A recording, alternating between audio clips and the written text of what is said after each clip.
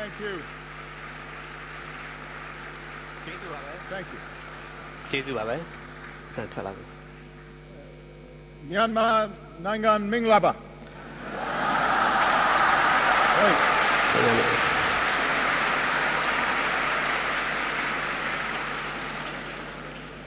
I am very honored to be here at this university ဒီတက္ကသိုလ်ကိုရောက်လာခဲ့ရတဲ့အတွက်အင်မတန်ဝမ်းမြောက်ဂုဏ်ယူမိတယ်လို့ဒီနိုင်ငံကိုပထမဆုံးလာရောက်ခွင့်ရတဲ့အမေရိကန်သမ္မတတူဖြစ်တဲ့အတွက်လည်းဝမ်းသာဂုဏ်ယူမိပါတယ်ကျွန်တော်ဒီကိုလာတာက because of the importance of your country ဒီနိုင်ငံရဲ့အရေးပါမှုကြောင့်ပါပဲ You live at the crossroads of East and South Asia အရှေ့နဲ့တောင်အာရှဆက်ဆက်ပေးတဲ့လမ်းစုံလမ်းကွာမှာရောက်နေတဲ့အတွက်အရေးပါနေတာပါနောက်ကမ္ဘာပေါ်မှာလူကြီးအများဆုံးနိုင်ငံတွေနဲ့လူကြီးမင်းတို့ကနယ်မြေချင်းလည်းထိစပ်နေပါတယ်ဒါ့အပြင်လူကြီးမင်းတို့ရဲ့နိုင်ငံသမိုင်းကလည်းနှစ်ပေါင်းထောင်ချီရှိနေခဲ့တယ်လို့ကမ္ဘာအလင်းမြန်ဆုံးအရှိန်နဲ့ဖွံ့ဖြိုးတိုးတက်နေတဲ့ဒေသရဲ့ကံကြမ္မာကိုပံ့ပိုးပေးနိုင်တဲ့စွမ်းအားတွေလည်းရှိနေပါတယ်ကျွန်တော်ဒီကိုရောက်လာတာကလူကြီးမင်းတို့နိုင်ငံရဲ့လှပတင့်တယ်မှုနဲ့ထူးခြားတဲ့မတူကွဲပြားမှုတွေကြောင့်ပါပဲကျွန်တော်ရွှေကုန်းစီရီတော်ကြီးကိုမြင်တွေ့ခဲ့ရပါတယ်ဒီစောစောပိုင်းကပဲAnd have been moved by the timeless idea ဒီကဘာမြေပေါ်မှာကျွန်တော်နေရခဲ့တဲ့လေးမှာခန္တီစတိခံခြင်းနဲ့ချစ်ချင်းမေတ္တာတရားတို့နဲ့ဖွင့်ဆိုနိုင်တဲ့ယုံကြည်မှုတစ်ခု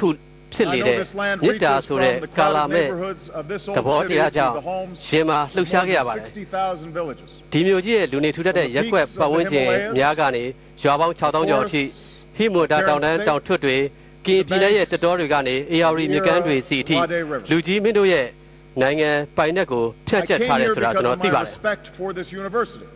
်ဒီကိုရောက်လာခြင်းတဲ့ကတစ်ခုကတော့ကျွန်တော်ဒီတက္ကသိုလ်ကိုလေးစားလို့ဖြစ်ပါတယ်ဒီကျောင်းတော်ကြီးမှာကိုလိုနီဆန့်ကျင်မှုဆန့်ကျင်ရေးကိုစတင်ခဲ့ပါတယ်ဒီကျောင်းတော်ကြီးမှာပဲ Aung San edited a magazine before leading an independence movement လွတ်လပ်ရေးလှုပ်ရှားမှုကိုမစတင်မီမှာမဂ္ဂဇင်း editor အဖြစ်လုပ်ခဲ့မှုပါတယ်ဒီနေရာမှာပဲဦးတန်ဟာလည်း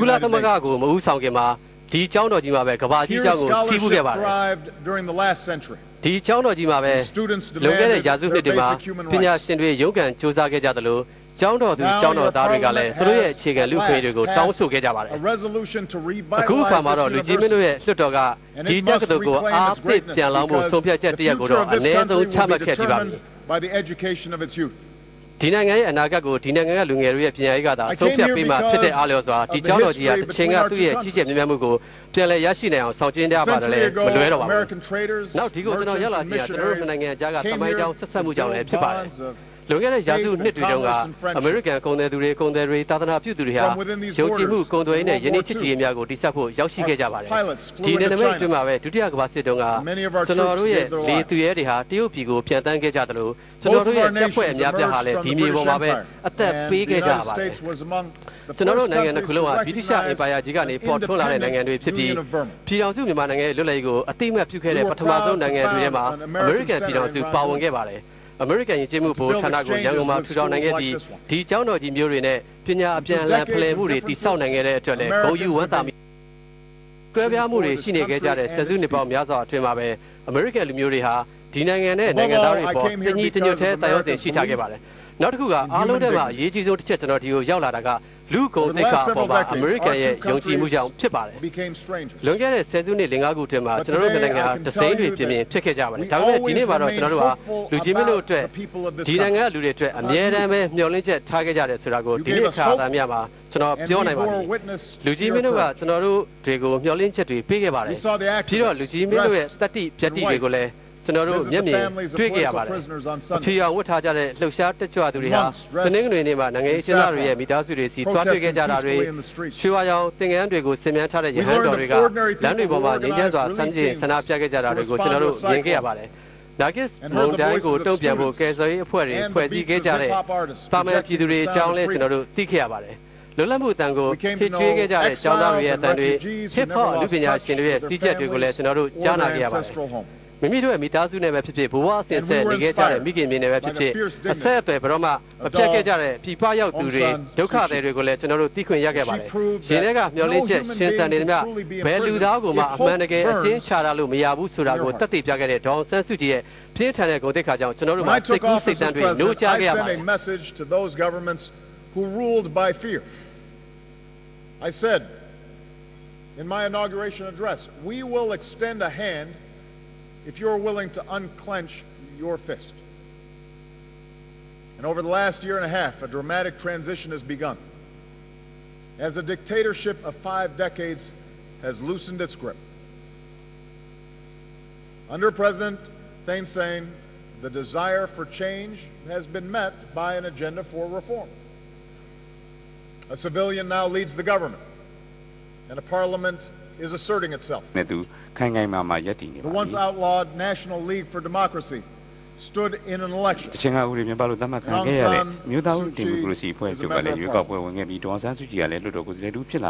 of prisoners of conscience have been released. Forced labor has been banned. Preliminary ceasefires have been reached.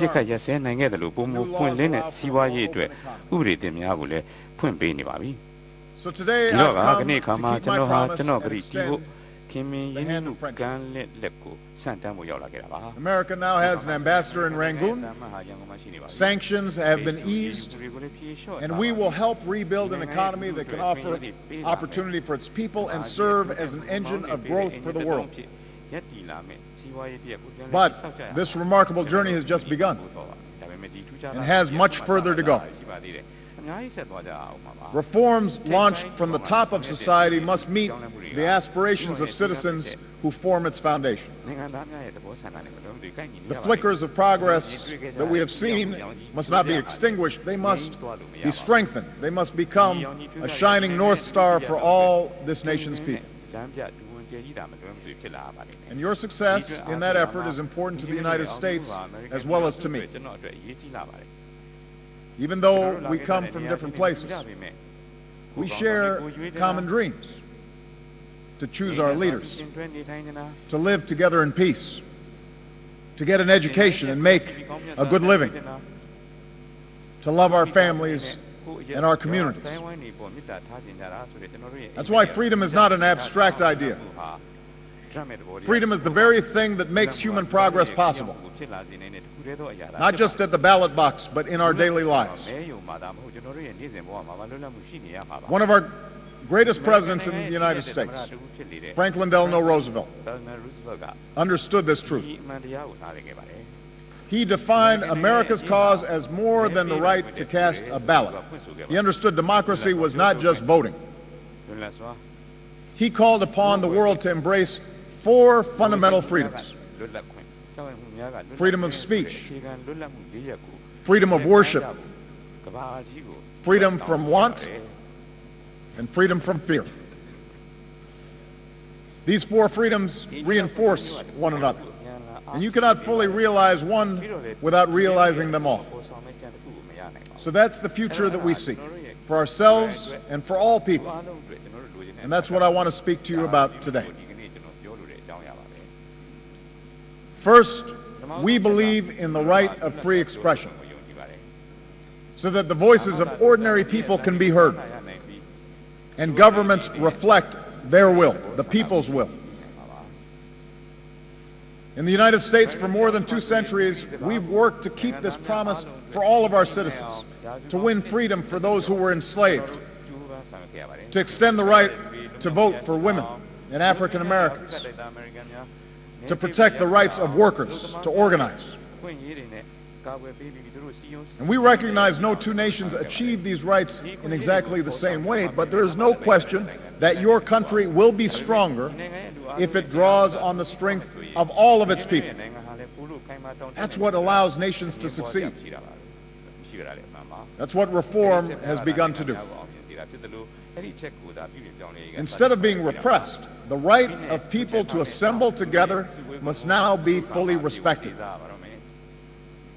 Instead of being stifled, the veil of media censorship must continue to be lifted. And as you take these steps, you can draw on your progress. Instead of being ignored, citizens who protested the construction of the Midstone Dam were heard. Instead of being outlawed, political parties have been allowed to participate. You can see progress being made.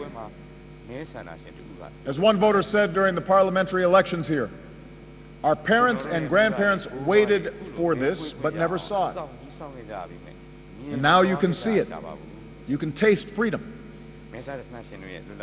And to protect the freedom of all the voters, those in power must accept constraints.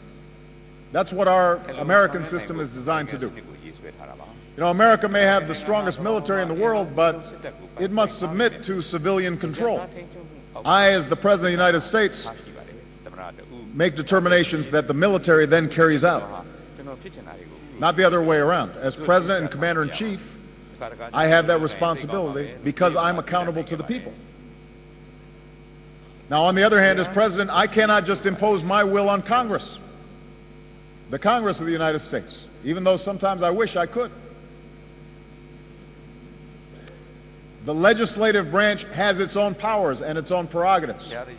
And so they check my power and balance my power.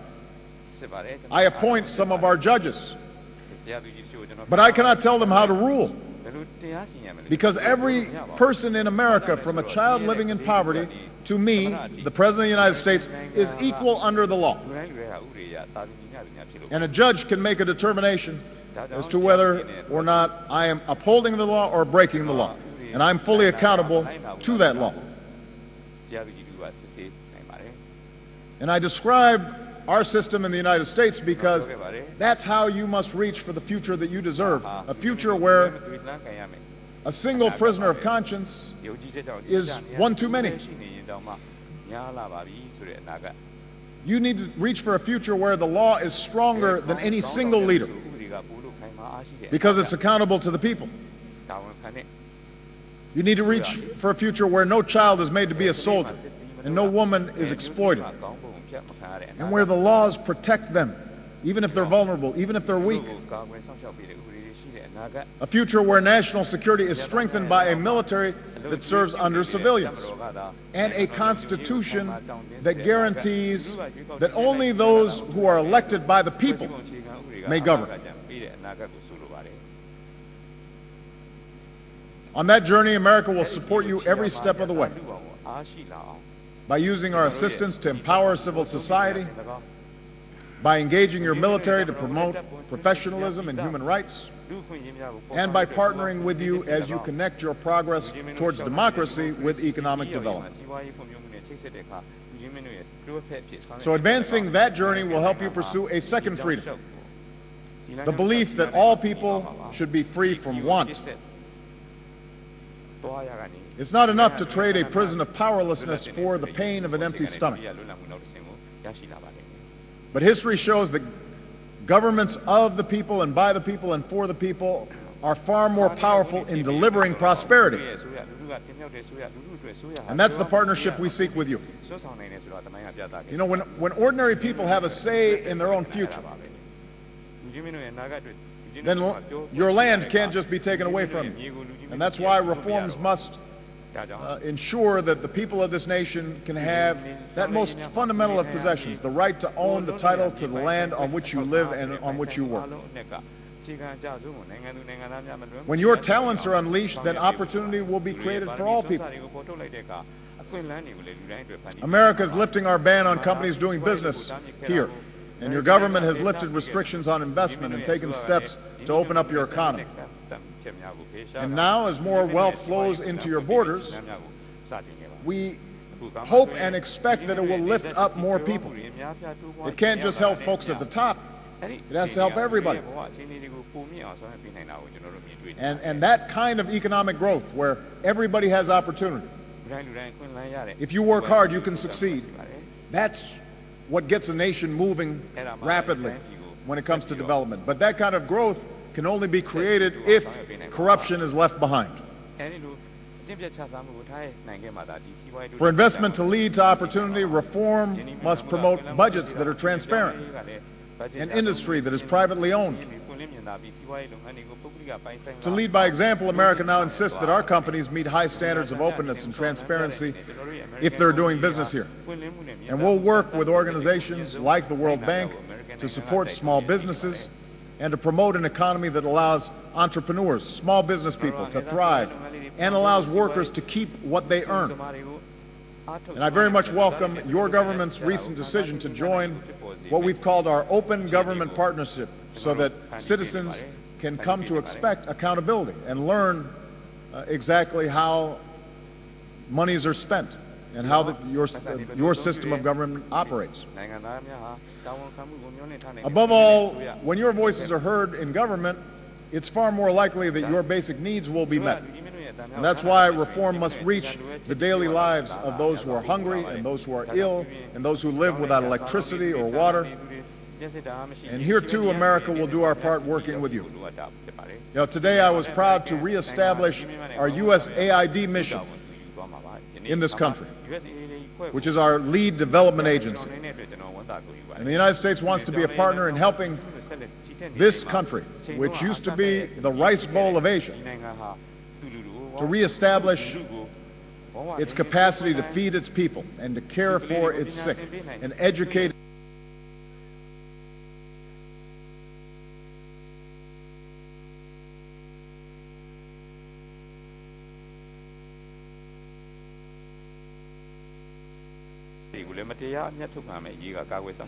Let us remember that in a global economy, a country's greatest resource is its people.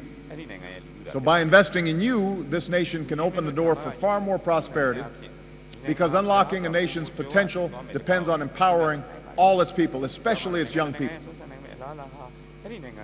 Just as education is the key to America's future, it is going to be the key to your future as well. And so we look forward to working with you, as we have with many of your neighbors, to extend that opportunity and to deepen exchanges among our students. We want students from this country to travel to the United States and learn from us, and we want U.S. students to come here and learn from you. This truth leads me to the third freedom that I want to discuss, the freedom of worship. The freedom to worship as you please, and your right to basic human dignity. This country, like my own country, is blessed with diversity. Not everybody looks the same. Not everybody comes from the same region. Not everybody worships in the same way. In your cities and towns, there are pagodas and temples and mosques and churches standing side by side. Well over 100 ethnic groups have been a part of your story. Yet within these borders, we've seen some of the world's longest-running insurgencies, which have cost countless lives and torn families and communities apart and stood in the way of development. No process of reform will succeed without national reconciliation.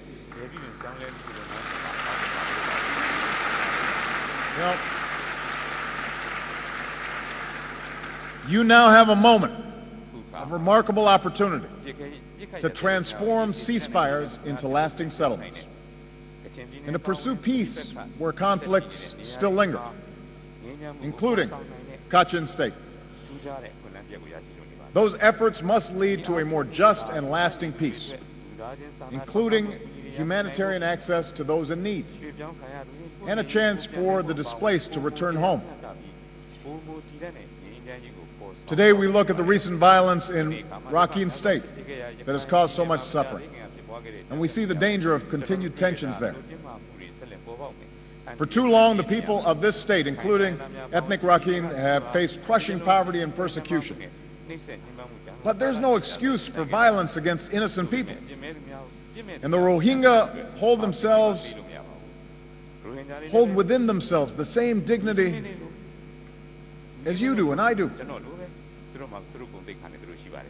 National reconciliation will take time, but for the sake of our common humanity and for the sake of this country's future, it's necessary to stop incitement and to stop violence. And I welcome the government's commitment to address the issues of injustice and accountability and humanitarian access and citizenship.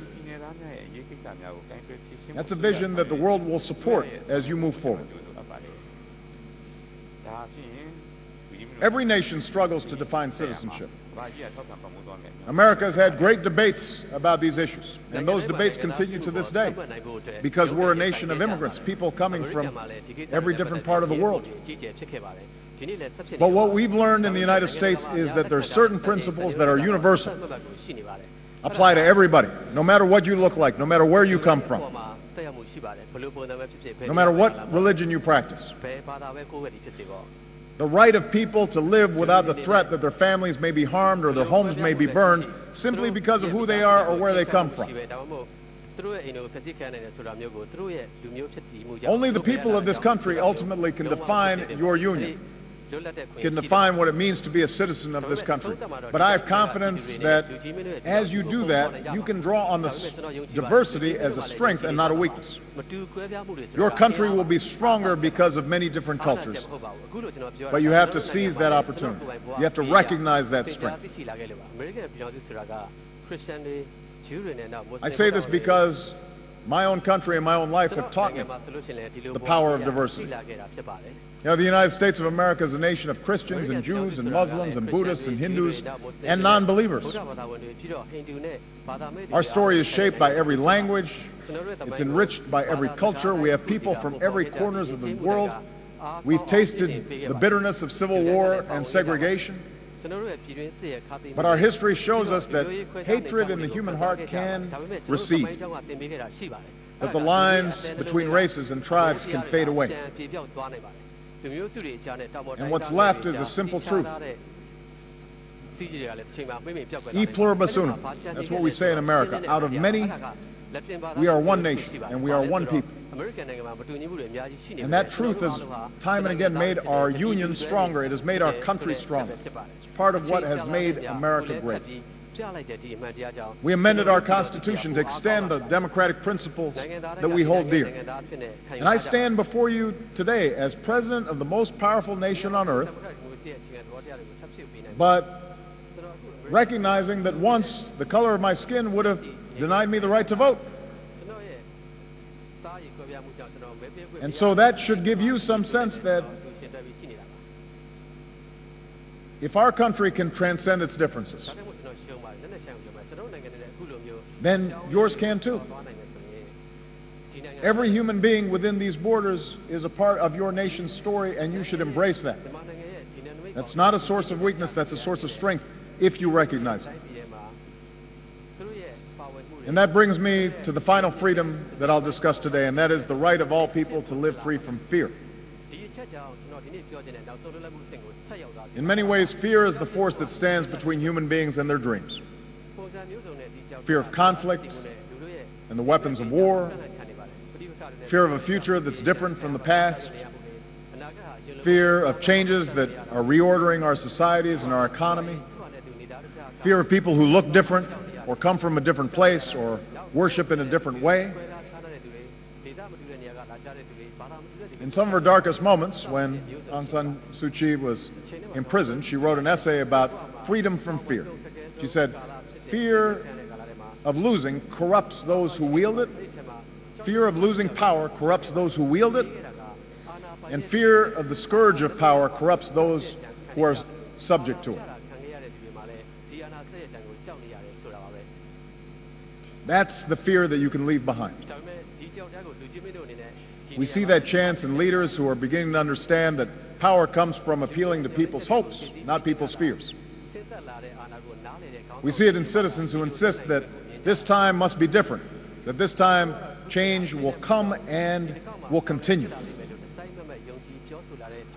As Aung San Suu Kyi wrote, "Fear is not the natural state of civilized man." I believe that. And today, you are showing the world that fear does not have to be the natural state of life in this country. That's why I'm here. That's why I came to Rangoon. And that's why what happens here is so important, not only to this region, but to the world. Because you're taking a journey that has the potential to inspire so many people. This is a test of whether a country can transition to a better place. The United States of America is a Pacific nation, and we see our future as bound to those nations and peoples to our west. And as our economy recovers, this is where we believe we'll find enormous growth. As we've ended the wars that have dominated our foreign policy for a decade, this region will be a focus for our efforts to build a prosperous peace. Here in Southeast Asia, we see the potential for integration among nations and people. And as president, I've embraced ASEAN for reasons that go beyond the fact that I spent some of my childhood in this region, in Indonesia. Because with ASEAN, we see nations that are on the move, nations that are growing and democracies that are emerging, governments that are cooperating, progress that's building on the diversity that spans oceans and islands and jungles and cities, peoples of every race and every religion. This is what the 21st century should look like, if we have the courage to put aside our differences and move forward with a sense of mutual interest and mutual respect. And here, in Yangon, I want to send a message across Asia. We don't need to be defined by the prisons of the past. We need to look forward to the future. To the leadership of North Korea, I've offered a choice. Let go of your nuclear weapons and choose the path of peace and progress. If you do, you'll find an extended hand from the United States of America. In 2012, we don't need to cling to the divisions of East, West, and North and South. We welcome the peaceful rise of China, your neighbor to the north, and India, your neighbor to the west. The United States will work with any nation, large or small, that will contribute to a world that is more peaceful and more prosperous and more just and more free. And the United States will be a friend to any nation that respects the rights of its citizens and the responsibilities of international law. That's the nation, that's the world that you can start to build here in this historic city. This nation that's been so isolated can show the world the power of a new beginning and demonstrate once again that the journey to democracy goes hand in hand with development. I say this knowing that there's still countless people in this country who do not enjoy the opportunities that many of you seated here do. There are tens of millions who have no electricity. There are prisoners of conscience who still await release. There are refugees and displaced peoples in camps where hope is still something that lies on the distant horizon. Today I say to you, and I say to everybody that can hear my voice, that the United States of America is with you, including those who've been forgotten, those who are dispossessed, those who are ostracized, those who are poor. We carry your story in our heads and your hopes in our hearts. Because in this 21st century, with the spread of technology and the breaking down of barriers, the front lines of freedom are within nations and individuals, not simply between them. As one former prisoner put it in speaking to his fellow citizens, politics is your job. It's not only for politicians. We have an expression in the United States that the most important office in a democracy is the office of citizen. Not president, not speaker, but citizen.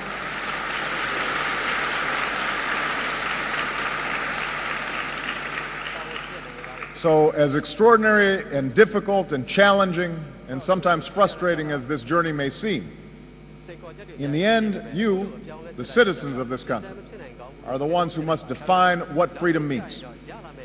You're the ones who are going to have to seize freedom. Because a true revolution of the spirit begins in each of our hearts.